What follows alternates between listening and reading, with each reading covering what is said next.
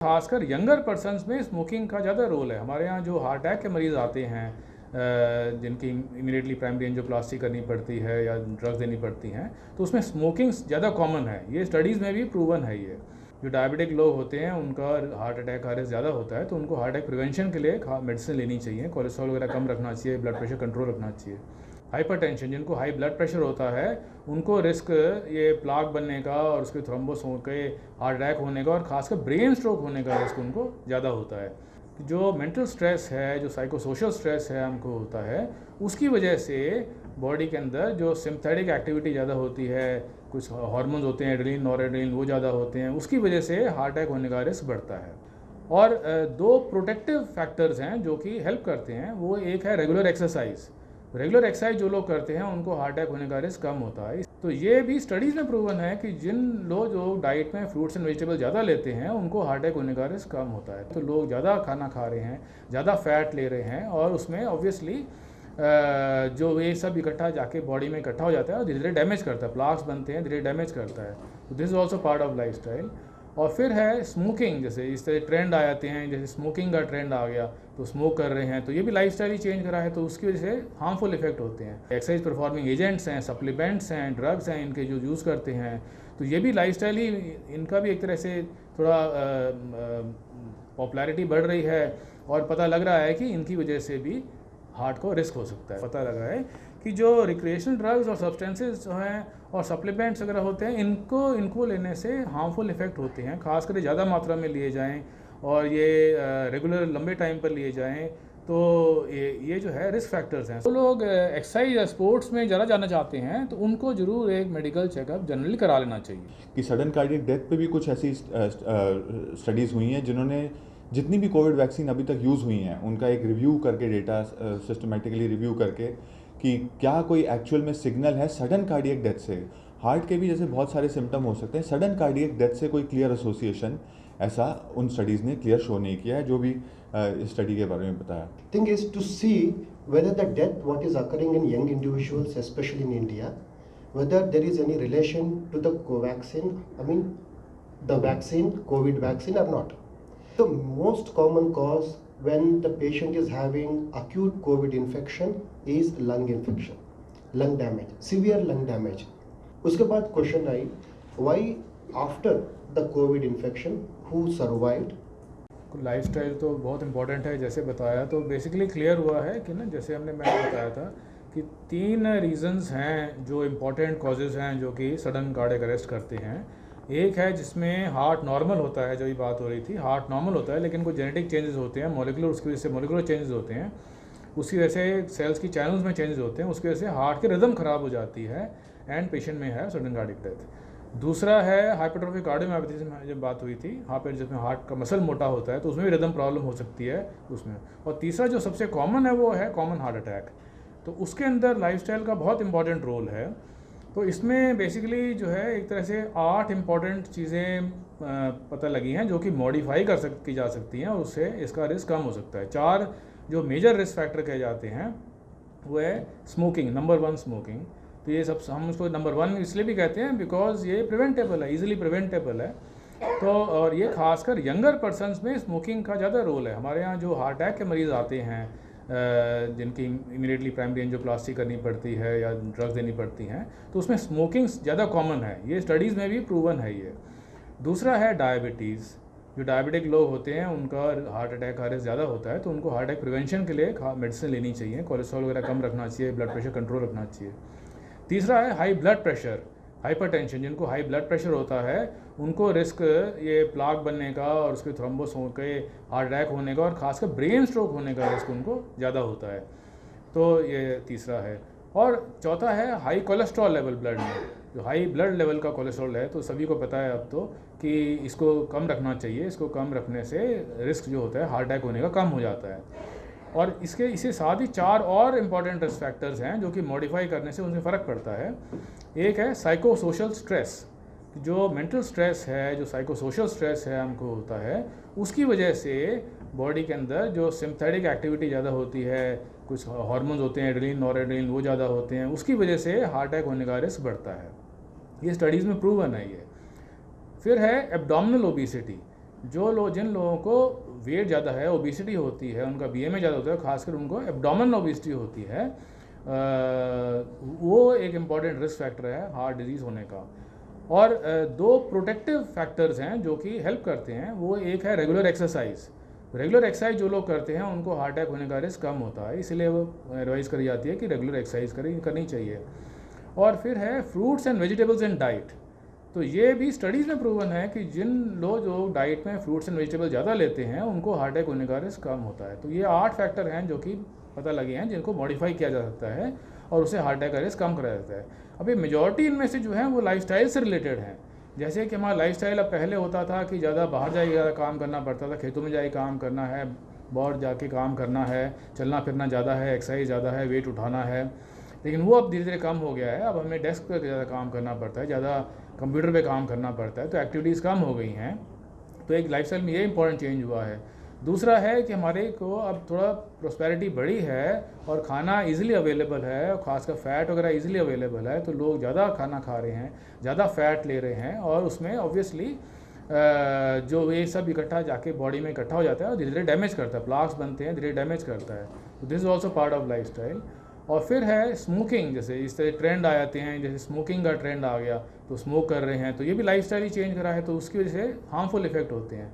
और अभी जो जैसे आ रही हैं कि जो body performing exercise performing agents हैं, सप्लीमेंट्स हैं, ड्रग्स हैं, इनके जो यूज़ करते हैं, तो ये भी लाइफस्टाइल ही, इनका भी एक तरह से थोड़ा पॉपुलैरिटी बढ़ रही है और पता लग रहा है कि इनकी वजह से भी हार्ट को रिस्क हो सकता है। तो these are all they are related to lifestyle. Sure, general rule जैसे मैं बताया इस आईसीएमआर की स्टडी में ही लिखा हुआ है, बताया हुआ पता लगा है कि जो रिक्रिएशनल ड्रग्स और सब्सटेंसेस जो हैं और सप्लीमेंट्स वगैरह होते हैं, इनको लेने से हार्मफुल इफेक्ट होते हैं, खासकर ज़्यादा मात्रा में लिए जाएँ और ये रेगुलर लंबे टाइम पर लिए जाएँ, तो ये जो है रिस्क फैक्टर्स हैं। सो श्योरली इनका रिस्क अब उसमें ये होता है कि क्योंकि रिस्क अगर थोड़ा भी बड़ा हो तो इंडिविजुअल पर असर पड़े ना पड़े, लेकिन अगर सारी पॉपुलेशन देखें तो उसमें कई लोगों को असर पड़ेगा। वैक्सीन का जो है बेनिफिट ज़्यादा है, उसका साइड इफ़ेक्ट जो है उसका हो सकता है बहुत ही स्मॉल हो, तो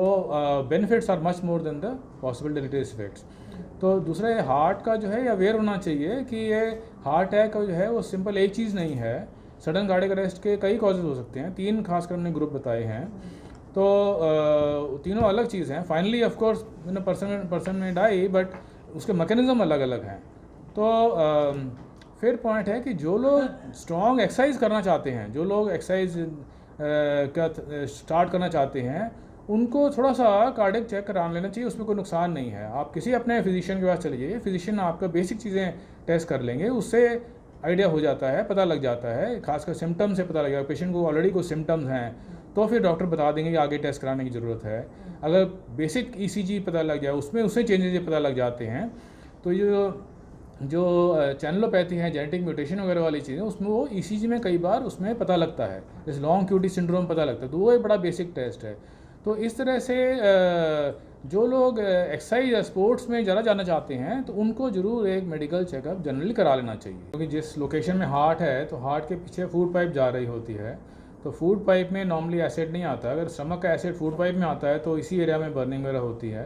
तो चेस्ट पेन कई कॉजेज़ होते हैं, उनमें गैस्ट्राइटिस का पेन भी होता है। दूसरा ये है कि जब भी किसी को पेन होता है तो हम सोचते हैं कि भाई हार्ट अटैक ना हो, गैस्ट्रिक तो ठीक हो जाएगा टाइप, तो वो भी थोड़ी बायस होता है हम लोग का कि हम उसी को एज्यूम करते हैं कि वो होगा, ठीक हो जाएगा।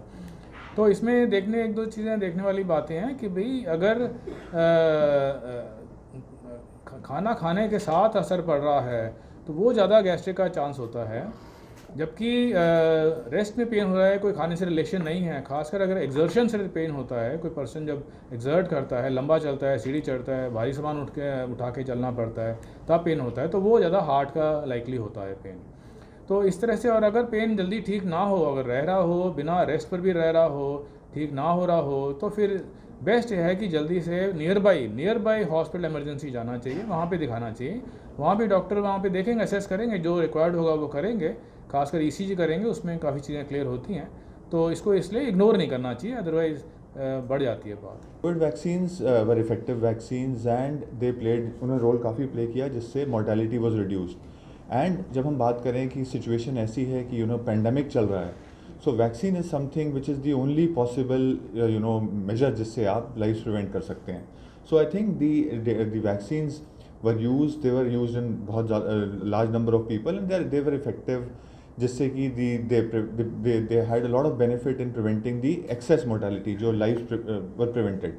तो अगर हम एब्सोल्यूट टर्म में ये बात करें कि रिस्क बेनिफिट प्रोफाइल, तो जो बेनिफिट वैक्सीन्स प्रोवाइड करती हैं और जो वैक्सीन्स ने बेनिफिट प्रोवाइड किया उसका मैग्नीट्यूड बहुत ज़्यादा है. और जहाँ तक जैसे बात की अभी डॉक्टर नारंग ने भी, कि सडन कार्डियक डेथ पे भी कुछ ऐसी स्टडीज़ हुई हैं जिन्होंने जितनी भी कोविड वैक्सीन अभी तक यूज़ हुई हैं उनका एक रिव्यू करके, डेटा सिस्टमेटिकली रिव्यू करके, कि क्या कोई एक्चुअल में सिग्नल है सडन कार्डियक डेथ से.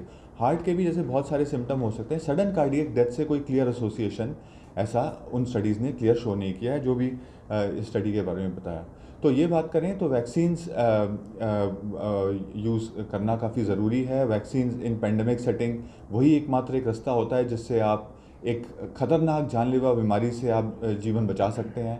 एंड वैक्सीन्स, मेरे ख्याल से जितने भी लोग यहाँ बैठे हैं सब ने कोविड वैक्सीन को यूज़ किया है. तो आई थिंक देखा जाए तो जो बेनिफिट की बात है वो वैक्सीन्स की, वो किसी भी एक जो स्मॉल अप्रिशिएबल रिस्क जो भी उसके मुकाबले में काफ़ी ज़्यादा बेनिफिट है.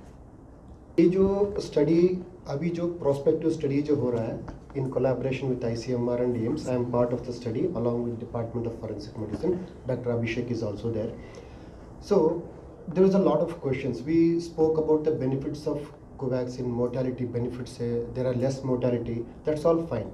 So there are still question remains is whether this vaccine is causing some kind of a death or not. Still that question remains with all of us. If you can correct me. उसी के लिए हम यहाँ पे बैठे हैं. Thing is to see whether the death what is occurring in young individuals, especially in India, whether there is any relation to the Covaxin. I mean the vaccine, COVID vaccine or not. So इसके लिए हमने prospective study की. तो we had few original studies. One was in the acute phase of COVID, जिसने जो admit हुए थे cardiac, I mean intensive care में जो मर गए. So we examined some samples, all the organs in these patients. The most common cause when the patient is having acute COVID infection is lung infection. Lung damage, severe lung damage. उसके बाद everybody knew that lung damage हुआ, oxygen therapy fail हो गई and the patient went for multi-organ failure and he died. So that was the cause they expected, and even our histopathology, microscopic examination, everything showed the similar results. उसके बाद question I, why after the COVID infection, who survived? So almost all of us had some evidence of different severity of COVID infections, right? So there is nothing like that. I had never had COVID infection. Maybe my infection may be less severe when compared to others, right? So all of us have received vaccination. So जो acute phase के बाद जो survive हुए, some people died anywhere. Some people died at home, especially the young individuals. Some literature, some media says कि heart infection हो गया, heart infection से they मर गया. The only cause, specially when you see the healthy individuals wherever around the world, if person, a healthy person, if he is dying suddenly, most common cause is heart. If you have brain infection, you can survive. If you have lung infection, you can survive. Any other organ which is involved, you can survive a bit. But sudden death when it occurs, so the most culprit, what everybody says, heart attack से मर गया. So everybody knows that. अबे मैं healthy without any past medical history, एकदम से मर गया, heart attack से मर गया. That's the layman terminology. Even the medical field also believes the same. The what cause of the heart attack is actually a layman terminology. For everybody, the heart attack. When you see the causes, there are n number of causes actually causing stoppage of the heart. Heart एकदम से बंद हो गया, the patient died. Okay. So एक question सबके मन में था, हार्ट अटैक से हो गया. We examine the heart samples of all those patients who actually died during active COVID infections.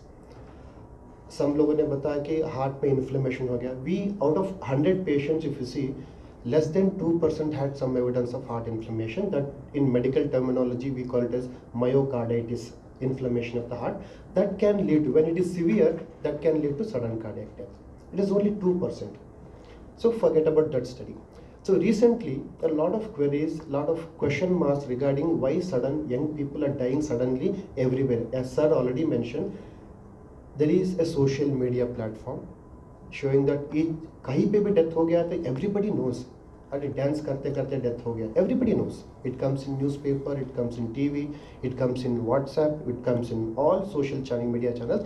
So we are all aware about each and every death which occurs suddenly. Almost all of us.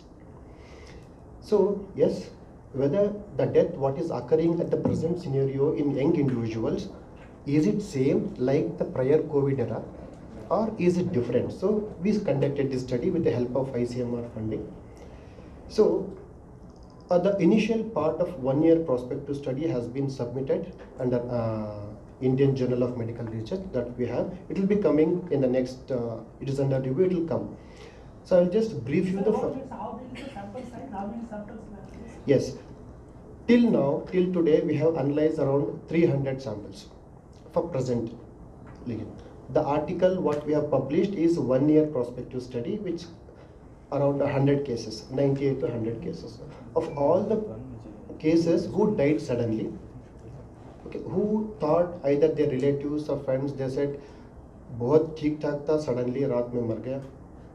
So we included all those patients. Almost all of them, they had evidence of COVID vaccine.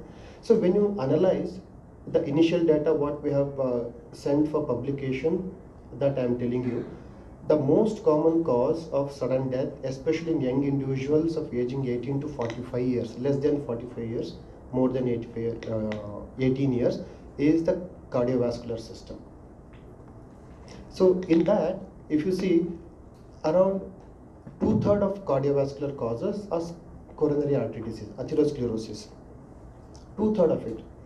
Then we analyze some of the history why this is occurring in young individuals. Less common cause, उसमें congenital में heart थोड़ा problem था, vessel कुछ टेढ़े मेढ़े थे, origin of the vessel itself is small, or hypertrophic cardiomyopathy. That is the second most structural common cause of the heart. और any infection हुआ, heart में infection हो गया उसमें. This actually constitute less than 5%. The big problem in the present scenario what we are examining is coronary artery disease, and we found that the almost all young patients who died due to coronary artery disease, more than 50% of them had some evidence of smoking and alcohol habits. When you took the history, more than 50%, that is really worrisome in the present scenario, and all of them, they had evidence of vaccination prior. Maybe some had 2 doses, some had additional booster doses, some had single dose of vaccination, all would had evidence of vaccinations. Right, this is the present scenario. Least common cause is, ठीक है, heart attack तो हो गया पहले. Second most common cause क्या है? Nobody knows. We examined each and every organ along with forensic department, both whole body scanning, whole body examination of all the organs, including microscopy. Okay, so any other secondary causes, if that is there, we would have picked up in any of these organs which might cause the death of these individuals.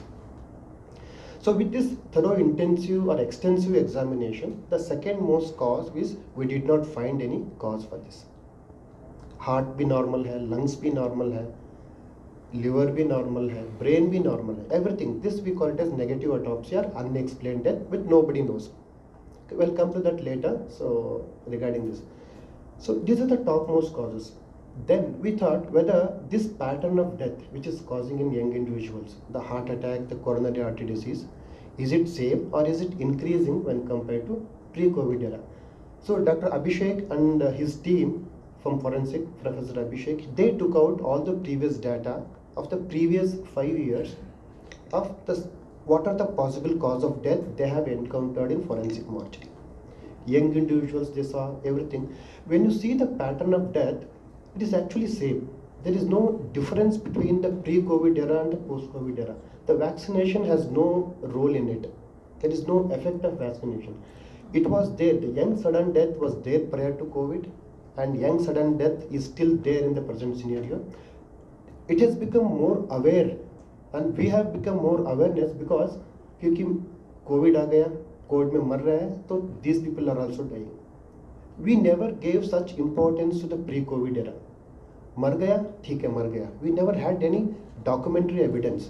We never had any thorough examination of these individuals. We never had any thorough autopsy examination of the heart. But when you see the data, pre-COVID and post-COVID era, everything is same. The pattern is same, but we are not aware of this thing. So this is one. And as sir mentioned, the second most common cause what we have observed is autopsy negative, that we cause we don't know. Then comes the importance of molecular analysis. इसमें जो भी mutation होगा that will analyze. As sir mentioned, ये जो है the second most common cause जिसमें कुछ भी नहीं मिला हमें, when you do molecular analysis, 50% of these patients they show some evidence of molecular mutations or variations, which is actually causing death in these individuals, which is not recognized till now, which was not recognized earlier also. Okay, so these are the things I want to highlight in this. I will stop this. Any questions, any comment from other panels? I will discuss. So this Yes. molecular mutations, Can you please explain? what does it Okay. mean for a layman? Yes. Okay इसमें जो होगा जो mutation heart जब function करेंगे जब भी आप if you touch your heart and feel heart will you know the main by the time you are born by the time you are dead the heart will beat continuously throughout each every minute every second right अगर ये heart beat it's a uniform technique properly we called is rhythmic heart beat तो we actually required for our proper functioning of the body proper circulation of the blood to all the organs इसमें क्या होता है ये जो heart muscle जो beat properly कर रहे हैं ना तो इसके लिए there are so many chromosome में जीन्स रहेगा they will control this mutations the complex the एक इंडिविजुअल हार्ट सेल फंक्शन करने के लिए you need to have many number of genes उसके अंदर न्यूक्लियस के अंदर होगा ये properly well orientedly and coordinately they will function so that each heart will beat properly in a proper manner. अगर किसी में भी ये क्रोमोसोम में थोड़ा सा भी म्यूटेशन हो जाता है चेंज हो जाता है of this mutation by the time of usually these occurs by the time of birth जब हम usually एक सेल मदर से ओवा और स्पर्म जोड़ के बनते हैं ना then cell will zygote will proliferate and the whole human body will form one cell from the mother and one cell from the father. Okay, so either father से या mother से कोई भी mutation थोड़ा सा टेढ़ा मेढ़ा था थोड़ा वेरिएशन था that comes to me the whole body जो भी सेल मेरा बॉडी में है all cells will show that kind of some genetic mutation but जो अफेक्ट होगा that variation जो उसका important function जो है that is heart में है heart function properly rhythmic contraction में होना चाहिए द फंक्शन इज दैट अगर उसमें थोड़ा बहुत चेंज हो जाता है द रिदमिक कंट्रैक्शन टेढ़ा मेढ़ा हो जाता है तो हार्ट ब्लॉक्स होंगे और वी कॉल्ड चैनलोपैथीज जो हार्ट फंक्शन करने के लिए जो इलेक्ट्रोलाइट्स होते हैं सोडियम पोटेशियम कैल्शियम सेल के अंदर जाएगा बाहर आएगा अंदर जाएगा डिफरेंट प्रोपोर्शंस अगर ये जो चेंजेस हो जाता है the heart will the rhythmic beat alter हो जाता है so most of the times when these patients they are having sudden stress or any other environmental factors के the expression change हो जाएगा